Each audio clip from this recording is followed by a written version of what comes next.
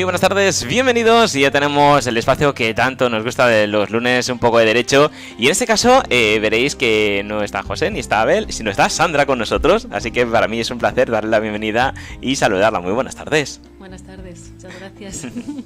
Bueno, y fuera de micro me estaba contando un poco, anticipando el tema del cual íbamos a tratar, y es muy interesante. Así que ya os aconsejo que estéis con el oído y los ojos bien puestos para que no os perdéis absolutamente nada. Así que nada, sin más dilación, cuéntanos qué tenemos hoy. Muy bien. A ver, yo os quería hablar un poquito de lo que es la compraventa de un inmueble. Parece algo muy sencillo. Todo el mundo alguna vez hemos comprado o conocemos a algún familiar que ha comprado o vendido, y parece ser que es algo bastante dentro de la normalidad y sencillo. Pero tiene muchas especificaciones. El problema que viene aquí es porque actúan muchos operadores. En primer lugar tenemos la inmobiliaria, porque últimamente las compras entre particulares pues son muy difíciles. En segundo lugar está el comprador-vendedor. Siempre cada uno tiene su abogado o departamento jurídico que quiere revisar las cosas. Y por otro lado luego tenemos el notario, el gestor. Como tengamos que constituir un préstamo hipotecario, estará el gestor del banco, el director del banco. Entonces, al final, para comprar un inmueble nos encontramos allí 5, 6 o hasta 8 personas. Vamos, demasiados invitados a la fiesta, ¿no? Exacto. Entonces, claro, coordinar que todos tengan las mismas ideas, o que todos los pactos que se vayan acordando entre las partes se vayan reflejando en todos los operadores, pues a veces nos resulta un poquito difícil. Bien. Antes de comprar es muy importante el carácter previo a la compra. Es decir, ¿qué tengo que hacer yo antes de comprar una vivienda? Primero saber lo que voy a comprar, si es efectivamente lo que quiero, lo que no quiero y cómo está. Es decir, antes de decidirme si quiero comprar algo o hacer una propuesta de una oferta económica para adquirir un inmueble, tengo que saber, en primer lugar, pues, solicitar una nota simple. Con esa nota simple, que se solicita en el registro de la propiedad, es público. Cualquier persona puede solicitar de un inmueble solo con la dirección, número de finca registral o el titular, los datos que tiene esa vivienda. Entonces ahí veremos quién es el titular. En segundo lugar, qué cargas tiene. Si tiene un préstamo, si tiene embargos. Claro, que eso es importante, porque lo mismo te llevas la casa pensando que está todo bien y cuando la tienes te encuentras la sorpresa y los regalitos que van viniendo. Exacto. Si hay constituido algún usufructo, derecho de habitación, porque claro, se puede comprar pero no se puede usar la vivienda. Tendríamos que esperar a que fallezca el que tenga ese derecho. Ostras, vaya faena. Si hay alguna prohibición de disponer, si la vivienda es de un incapaz y hace falta autorización del Ministerio Fiscal. En la nota simple nos viene un poquito todas las cargas que puede tener o las limitaciones. Entonces es prioritario, antes de hacer, ya no de comprar, de hacer cualquier oferta, lo primero, nota simple. Vale, has dicho antes de un incapaz. Sí. ¿Qué es eso de un incapaz? Vale. A ver, cuando una persona no tiene las capacidades mentales o... Vale. Establecidas o está muy limitado, lo que hacen los familiares es incapacitarle para que no pueda operar en el mundo real, es decir, económicamente sobre todo. Entonces se le nombra un tutor. Correcto. Y si esa persona es titular de un inmueble, que no pueda venderlo a un precio irrisorio, que le puedan estafar.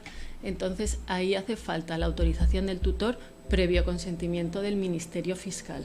Si la venta de esa vivienda es para el bien del incapacitado o no.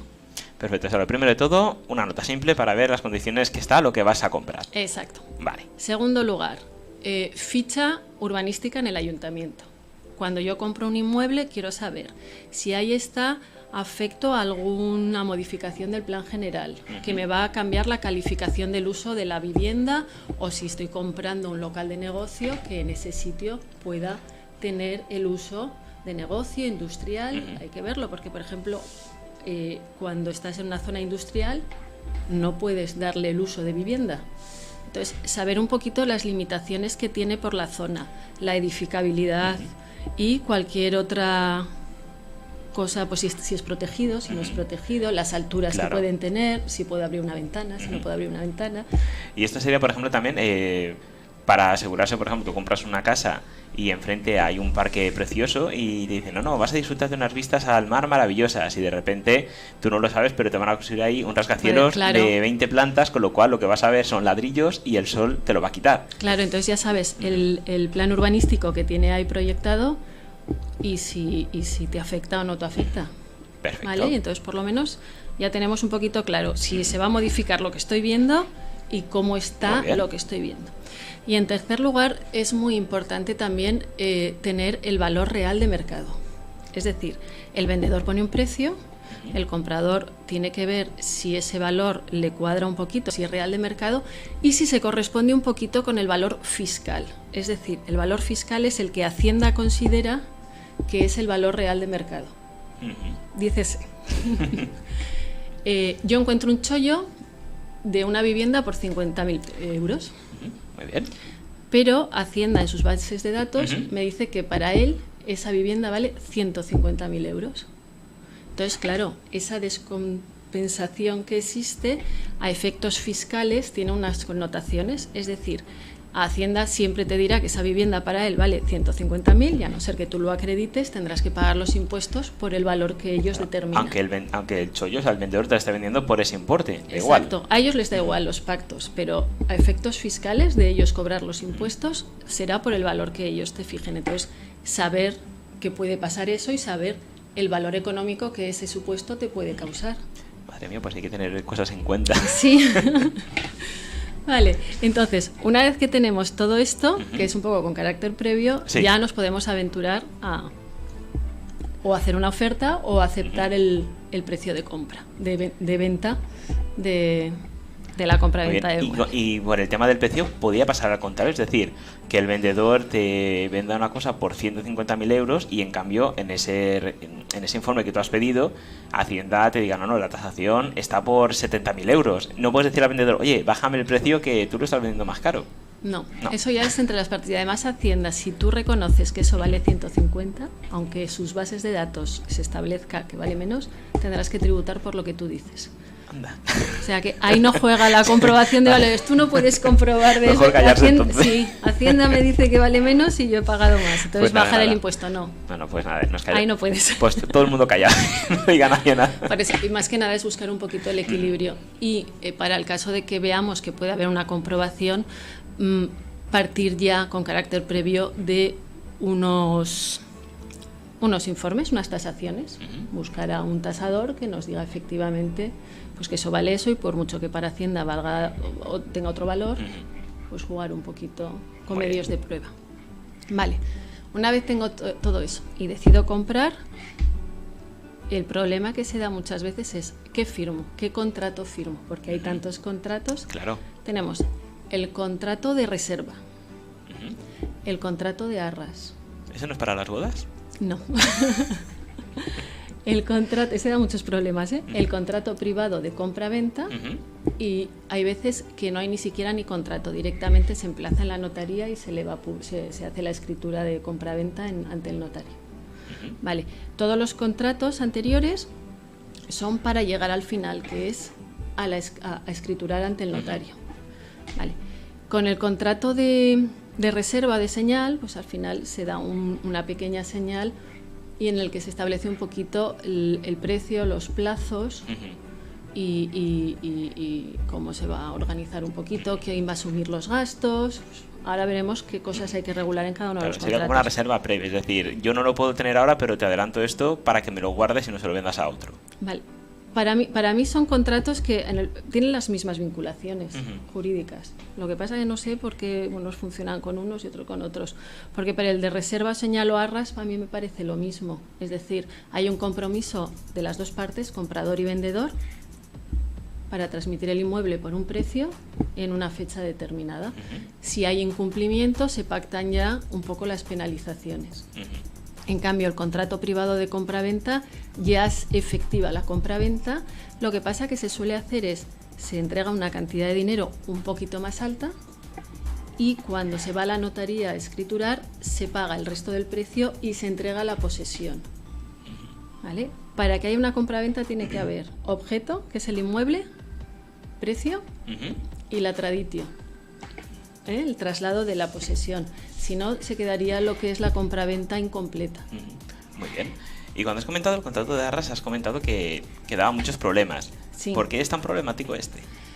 Pues porque hay gente que considera, queda un poquito entre si es compraventa, si no es compraventa, si me puedo echar para atrás, si no me puedo echar para atrás. Entonces sí que es verdad que el contrato de arras en principio es un compromiso de compra y de venta.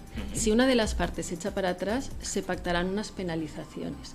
Pero no tengo que dar explicaciones. O sea, la otra parte no me puede obligar a que venda o a que compre. ¿Vale? Entonces cabe la facultad de cada uno de ellos decir, oye, que he decidido que no te lo vendo. Te devuelvo el dinero más el doble. Claro, entonces resulta un poco más inseguro a lo mejor para ambas partes, porque tú piensas que tienes la casa de tus sueños y que está todo hecho y de repente le llega una oferta mayor que la tuya. Oye, mira, que se la ha vendido a otro, lo siento. Exacto. Y te quedas diciendo, ostras, me acabas de fastidiar. Claro, y entonces ahí ya se han pactado las penalizaciones y bueno, pues se devuelve el dinero, un poquito más y ya está. En cambio, con el contrato de compraventa privado, sí que es efectiva la compraventa. Entonces, la parte que incumple, o sea, la otra parte, tiene la facultad o de obligar el cumplimiento vía judicial. Es decir, yo soy comprador, tú te echas para atrás, pero como tenemos un contrato de compraventa, yo quiero que me lo vendas. Y que el juez le obligue a ponerlo a su nombre, pagarle y todo. ¿Vale? O la facultad de resolverlo y entonces se aplicarán las penalizaciones. Es un poquito más seguro. Si realmente te interesa la vivienda, yo me iría siempre al contrato de compraventa. Porque este tipo de contrato, el de compraventa, tiene algún indicador, es decir, si el vendedor pacta contigo para comprar, o sea, para venderte el piso y a su vez pacta con otra persona para comprar porque le interesa más vendérselo, ¿hay algún chivato que dice, no, ojo, que tú ya tienes firmado uno, no puedes firmar otro? ¿O no? ¿No hay ningún indicador que se pueda decir? No, siempre cabe la facultad de inscribirlo, de elevarlo a público e inscribirlo. Pero al final sería como una compraventa con pago aplazado. Y al final nadie quiere entregar la posesión si no me das el dinero, ¿vale? Porque al final tienes el contrato, te has quedado sin casa y entonces luego reclama el dinero. Eso es muy peligroso, ¿vale? Entonces, todos estos contratos son un poquito para acabar en donde hay que acabar, que es en el notario, y en el notario no es porque no tengan eficacia los otros contratos, sino hay que acabar en una escritura pública para poder acceder al registro de la propiedad. Los contratos privados no pueden acceder al registro de la propiedad. Vale. Muy bien. Entonces, una vez que ya hemos firmado el contrato, ahí pactaremos el objeto que es, ver todas las cargas, todo, el precio, se hace una entrega con carácter previo, el plazo, es decir, cuándo tenemos que escriturar, cuándo me vas a dar la vivienda y cuándo te voy a pagar. ¿Vale? Entonces, de ahí ya nos vamos al notario. Y en el notario se eleva a público el contrato, se dice elevar a público, pero es el notario da fe de que ha habido un contrato privado de compraventa y con todas las condiciones o acuerdos que ha habido entre las partes. Temas que hay que tener en cuenta y que a veces dan problemas. Normalmente cuando se transmite un inmueble se hace libre de cargas. Eso es, que no haya ninguna carga con respecto a embargos, una hipoteca, por ejemplo. ¿Vale? Habría que cancelarla. Entonces ahí te opera ya el banco que tiene que dar carta de pago. Claro, y asegurarse que digamos, lo que estás vendiendo es 100% tuyo. Es decir, si por ejemplo hay una herencia y hay una parte que le corresponde el usufructo a la pareja del difunto, por así decirlo, o a un hermano que no se hablan y dice, pero como es una tercera parte y no hablo con él, yo lo vendo y ya si me dice algo ya le apañaré. No puedes, tienen que comparecer todos, ¿vale? Si no, no se lleva a cabo, no es viable la compraventa. Y entonces ahí se organiza un poquito, pues eso, las formas de pago y todos los gastos, cómo se va a organizar y cuándo se entrega el inmueble, cómo se tiene que entregar. Y una vez que ya está, digamos, hecho público, ya no hay vuelta atrás. Bueno, podría haber vuelta atrás si el contrato o se ve que es nulo, o sea, que cuando al final... Hay una cosa que puede ser, es muy difícil, y es que desde el momento que se firma en la notaría, el notario, acto seguido, comunica al registro de la propiedad que ha habido una compra-venta. No la inscribe, sino que hay un asiento de presentación de que se ha firmado esta escritura. El plazo, que puede ser minutos o 20 minutos, media hora, 10 minutos, estuviese el vendedor a través de un apoderado en otra notaría vendiendo a otro, ese es el único caso que veo que puede haber ahí un poquito de... Madre mía, eso ya sería de caos jugar. absoluto. Pero es muy difícil, ¿vale? Los notarios automáticamente, en cuanto terminan de firmarlo, notifican al registro para que sepan que hay una escritura de compra-venta del inmueble, ¿vale? Y entonces tiene prioridad para todo lo que vaya llegando. Muy bien. Entonces, digamos que para asegurarnos que para ambas partes, en este caso pues sería mejor la compra por nuestra parte, el más seguro sería el contrato de compraventa para evitarnos luego sustos. Si estás muy convencido de que quieres el inmueble, yo me iría directamente al contrato privado de compraventa y entregaría una señal importante para que el vendedor no pueda echarse para atrás por la penalización que tiene. ¿Vale? Porque me tendría que devolver el dinero más el doble. Entonces, claro, que ya sea algo que no puedo hacer un contrato privado de compraventa con 3.000 euros. Que al final dice, bueno, pues me busco a uno que otra oferta un poquito más alta y lo voy compensando. Vale. Una vez que estamos en la notaría, ¿qué ocurre? Previamente, en los contratos anteriores, ya sea en el de arras, en el de compraventa, en el que sea, se pacta, por ejemplo, los gastos. La ley establece, hay gastos que se reparten según ley. Y eso quiere decir que lo que es la copia autorizada, la escritura gorda, ¿vale? La más cara, la paga el comprador. Perdona, el vendedor. El vendedor. Y el comprador paga un poquito, suele ser un 70-30, 80-20, ¿vale? Es un poquito según las copias autorizadas, los folios que tengan y todo. Lo lógico es, o la práctica habitual es que todos los gastos los asuma el comprador. Pero bueno, al final ahí estás hablando de 500, 600 euros para arriba o para abajo. Solo con respecto a la compraventa, ¿vale? Que luego ya hablaremos si encima hay que pedir préstamo hipotecario, cancelación del anterior, muchas otras cosas. Vale, y entonces, una vez que tengo eso claro, se firma en la notaría y en un par de días, pues nada, te llaman que ya está para retirar. El comprador va por ella, abona o no abona, según como se haya acordado, y desde el día de la firma hay un plazo de 30 días para liquidar el impuesto. ¿Qué impuesto? Claro, aquí todo pasa por impuesto. Ya la cosa se va complicando. Claro, no, por eso es que hay que prever, aparte del precio, todo el coste que tiene la operación fiscalmente. Vale. Si es una compra-venta de primera vivienda que viene de una promotora o un constructor, primera transmisión, esa transmisión opera con IVA. O sea, es compra-venta más el IVA, el precio se haya pactado más el IVA, pero hay que liquidar el impuesto de actos jurídicos documentados, que es el 1,5% del valor de la compra. Si ya son segundas transmisiones o segundas, terceras, posteriores, tenemos que liquidar impuesto de transmisiones patrimoniales 10%. Es un pico, ¿eh? Por eso te digo que hay que tenerlo claro. Y además tienes un plazo. No lo puedes aplazar, ni dejar, ni nada. Y en el caso de que el plazo, digamos, caducara, por así decirlo, ¿qué ocurriría? Tienes recargos. Recargos. Y Hacienda tiene la anotación sobre el inmueble. ¿Vale? Está afecto el inmueble, está durante 5 años, que es un poco la inspección fiscal, a los impuestos. Tienen prioridad sobre cualquier otra carga que tenga. ¿Vale? Entonces, claro, hay que tener muy en cuenta que aparte del precio, el 10%, que es mucho, hay que pagarlo en el plazo de un mes. Y con eso ya se va al registro de la propiedad y se inscribe la vivienda. ¿Y ya estaría? ¿O faltaría más cosas? Ya estaría. Luego tenemos... No, ya estaría. Pero todo eso también hay que regular un poquito.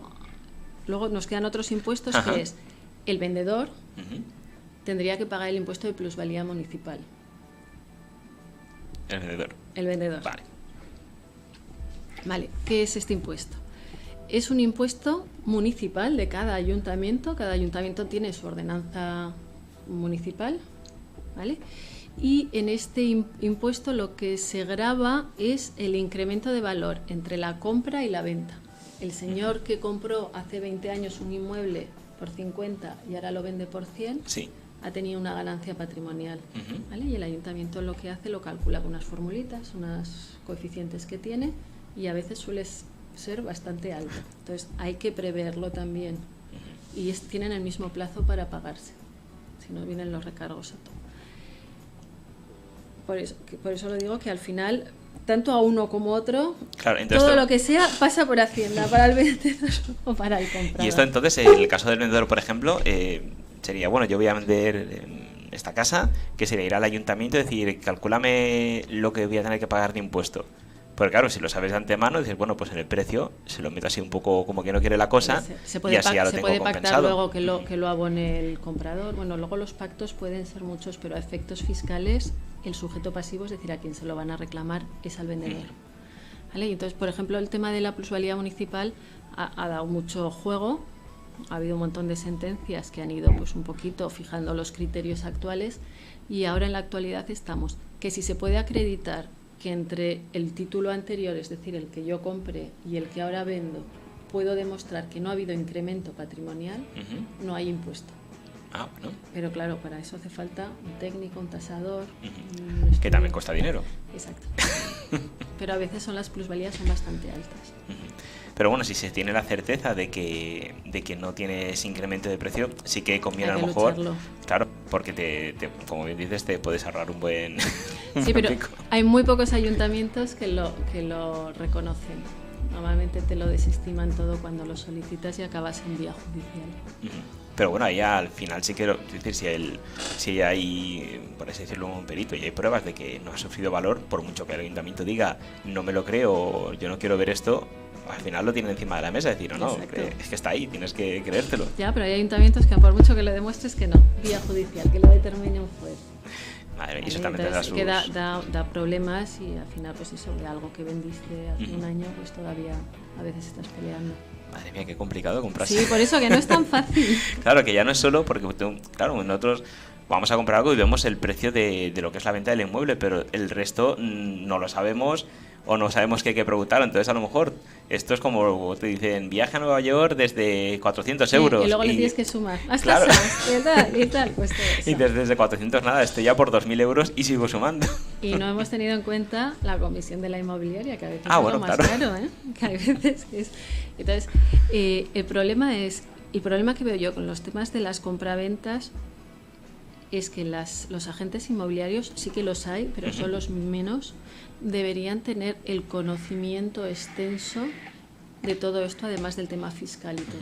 Claro, es su trabajo, tienen que formar al comprador en este caso, porque ellos están convencidos. Mira, el comprador o el vendedor, porque claro, ahora las inmobiliarias van a claro, firmar, tú exactamente. No haces más que firmar y todo el mundo negocia y no... Claro, porque tú vas tan convencido que bien, he vendido esto por 50.000 o que bien, he comprado esto por 50.000, y cuando llega al final dice, no son 50.000, súmale esto, súmale esto, súmale esto, súmalo esto, y si tú has tenido una previsión de pedir un préstamo, pedir una hipoteca o tener una previsión de fondos para esos 50.000, te rompe la paredeta cuando ya no son 50, a lo mejor son 80, 90 o 100. Claro, o cuando ya has firmado, ya te has comprometido y luego ves que no te llega. O otro problema que suele haber, nosotros por ejemplo en el despacho es una de las cláusulas que las incluimos siempre. También puede darse el caso de que yo tengo mucha intención de comprármelo, me ha encantado la vivienda, estoy de acuerdo con el precio, pero claro, no tengo liquidez. Necesito que un banco me preste el dinero. Y si el banco me dice que no, porque no ve garantías suficientes, o porque considera que la vivienda no vale eso, o porque estoy muy endeudada y no voy a poder asumir el pago de cada cuota, ¿qué pasa con el dinero que entrega a cuenta? Entonces nosotros lo que hacemos siempre es condicionar la compra-venta a la concesión del préstamo por una entidad de crédito. Siempre. Y en el caso de que nos certifique un banco que no se le concede porque no cumple el perfil o lo que fuera, se resuelve el contrato sin penalización ninguna, simplemente se devuelven las entregas a cuenta que haya habido y ya está. Claro, muy bien. Porque si no, eso da muchos problemas también. Pero en teoría eso habría que hacerlo antes de meterse ya en el contrato, es decir, primero ir al banco y decir... No, porque el banco no te hace el estudio si tú no tienes un contrato de arras o un contrato privado de compra-venta. Ni tantearlo, oye, si yo me hago un contrato, ¿tú me avalarías? O... No, ya, pero no te hacen, te piden toda la documentación. ¿vale? Y te mandan a un tasador y todo. Entonces, claro, el tasador te lo mandan al final y tú si has pactado un precio y el tasador considera que esa vivienda vale menos, necesitas más garantía. Y entonces es cuando vienen los problemas que meten avalistas, a los padres, otras viviendas, y a veces pues todo esto se complica un poquito. Madre mía, qué jaleo. ¿Y cuál sería un poco el consejo o las pautas? Bueno, las pautas ya las tenemos, pero ¿qué consejos darías a aquellas personas que se quieren comprar una vivienda o quieren vender una vivienda en este caso? Pero bueno, vamos a centrarnos más en comprar, que es el que parece que tenga más problemas por el tema del banco, porque a fin de cuentas el que vende va a ingresar dinero, más o menos pagará, pero al final el dinero lo recibe, no lo tiene que soltar él, al menos íntegro. ¿Qué consejos darías a la persona que se va a comprar un piso? Asesoramiento previo, sobre todo. Siempre, siempre, siempre asesoramiento previo, de un profesional además, porque son muchas cositas y intervienen muchas personas. Y normalmente suelen ser importes altos que una mala decisión o un mal acuerdo o una cláusula no bien determinada puede dar muchos problemas y... Claro. Y las consecuencias pues no son, pues, oye, perder 20 o 30 o 40.000 euros por una mala gestión, de que no incluir, por ejemplo, la cláusula de resolución del contrato si no me dan la financiación. Claro, pierdes el dinero. Vale, entonces todas esas cositas sí que hay que tener mucho cuidado. Claro, y sobre todo también supongo sentido común, de no coger nada que esté por encima de tus posibilidades. A todo el mundo nos gustaría tener una casa en el campo con piscina climatizada y yo qué sé, y un jardín enorme para tener caballos, perros, gatos y periquitos si quieres, pero a lo mejor pues no puede ser. Tienes que conformarte con un piso, con unas macetas y una sillita en la terraza y ya está. Pues sí, la verdad que sí. De todas maneras, los bancos están abriendo un poquito otra vez el grifo, que decimos, y empiezan ya a dar financiación, a veces de forma irresponsable también. Claro, yo te voy a decir que eso es peligroso porque volvemos un poco a los problemas del inicio de... Volvemos exactamente a lo mismo que cuando estalló todo el sistema. Es decir, que no aprendemos de los errores. Siguen subiendo las viviendas, se suele dar mucha financiación y claro, y sobre todo que seguimos un poquito con economías un poco frágiles, ¿vale? Contratos nuevos, que bueno, que al final pues empresas que salen, que otras que se quiebran y que no tienes una estabilidad, y además es un compromiso siempre a 30, 40 años. Claro, yo la situación que tenga hoy no sé si la voy a poder mantener dentro de 30 años.